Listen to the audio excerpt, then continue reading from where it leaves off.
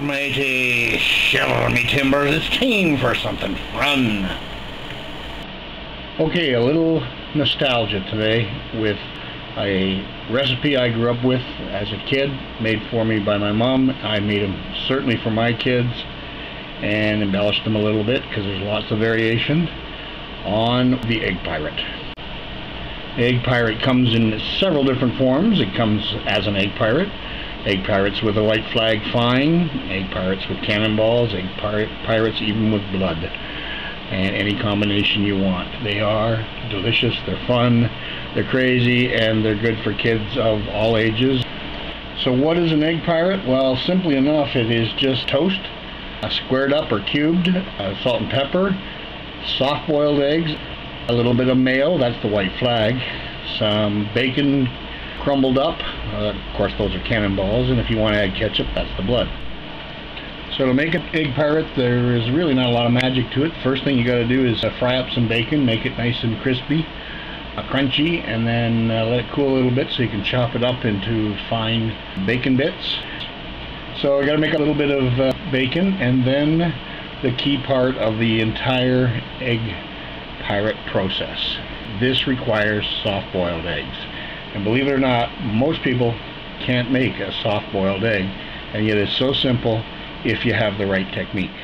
Okay, so the trick to make a perfect soft-boiled egg every time is twofold: the time involved and how hard the boil is in the water. So you start with a pot of water and have enough water to cover the eggs plus 1 inch. And then, as you can see in the video, we've got some small bubbles there. We want to get a lot of those small bubbles going, so you turn your burner on to high till you get those bubbles, but not into a hard boil, just those little bubbles consistently. And once you've got that, just turn your burner down to hold that temperature consistently. Lower your eggs into the water and then simply time them for exactly 5 minutes. You can use an egg timer. I just use the microwave, and at the end of 5 minutes you've got to pull those eggs out with a slotted spoon and immediately put them into an ice bath, which is just a saucepan of cold water, and throw in some ice cubes. That stops the cooking. The whites will be firm but not rubbery, and the yolks will be runny and perfect for an egg pirate.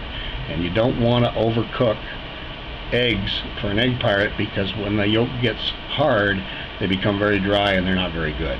But soft-boiled eggs done properly, they are delicious.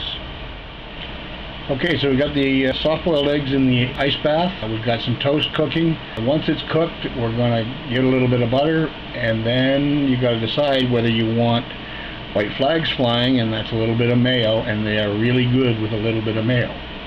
So I would suggest you try them. And then cube up the toast, and you're going to put 1 layer into your big cup. I use a big beer mug, but you can use any big cup you've got. And then take one of the soft-boiled eggs, crack it open, and just break that yolk and let it run over the toast, and then scoop up the rest of the whites from the lid and from the egg itself. Get them in there, crumble them up a bit, add a little bit of salt and pepper, and then just repeat the whole thing. Add the second piece of toast cubed up, add the second egg, break it up, add a little bit of salt and pepper, throw in some bacon. That's the cannonballs, and that's necessary. And you're set to go. Just toss it around, and there you go. You have yourself an egg pirate, and you will have a delicious breakfast. Kids will love them, adults love them. I feed them to everybody and never get any complaints. You can add a little bit of ketchup if you want. That's, of course, the pirate blood, but I prefer them without. So enjoy. That is an egg pirate, and they're kind of special.